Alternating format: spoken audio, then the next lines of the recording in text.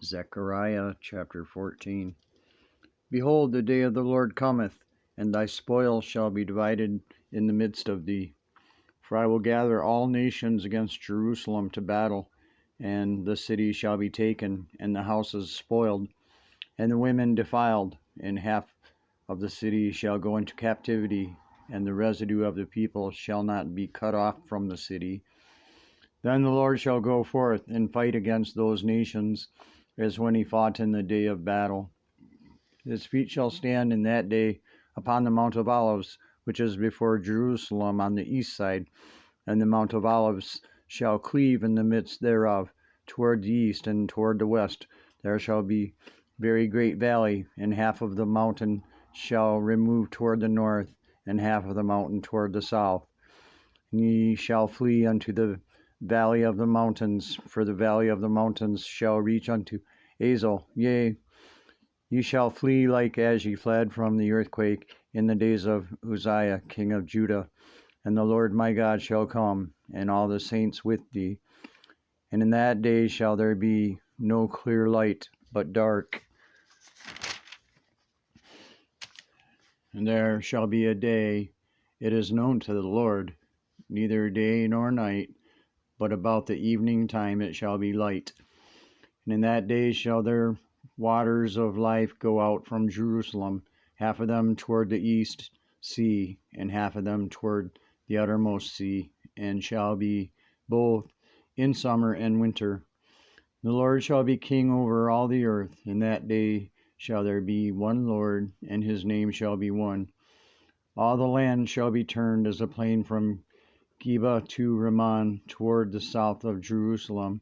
It shall be lifted up and inhabited in her place from Benjamin's gate unto the place of the first gate, unto the corner gate, and from the tower of Hananiah unto the king's winepresses. Men shall dwell in it, and there shall be no more destruction, but Jerusalem shall be safely inhabited.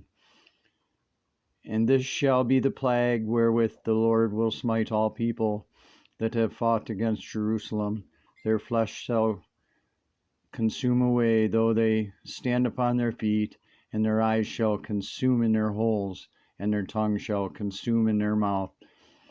But in that day a great tumult of the Lord shall be among them, and everyone shall take the hand of his neighbor, and his hand shall rise up against the hand of his neighbor.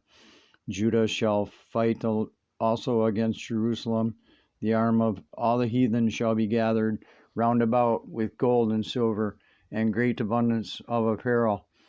Yet this shall be the plague of the house of the mule, of the camel, and of the ass, and of the beast that be in these tents at this plague.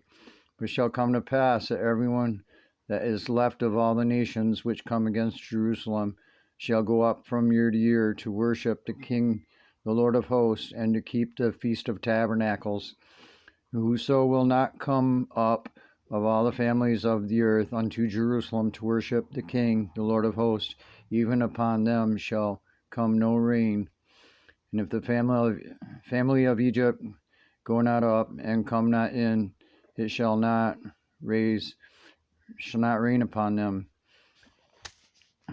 This shall be the plague wherewith the Lord will smite all the heathen that come not up to keep the Feast of Tabernacles. This shall be the punishment of Egypt, and the punishment of all the nations that come not up to keep the Feast of Tabernacles. In that day shall there be written upon the bridles of the horses, the holiness unto the Lord. And the pots in the Lord's house shall be like the bowls before the altar. Yea, every pot in Jerusalem and Judah shall be holy unto the Lord of hosts, and all they that sacrifice shall come and take of them, and seethe therein. And in that day there shall be no more the Canaanite in the house of the Lord of hosts.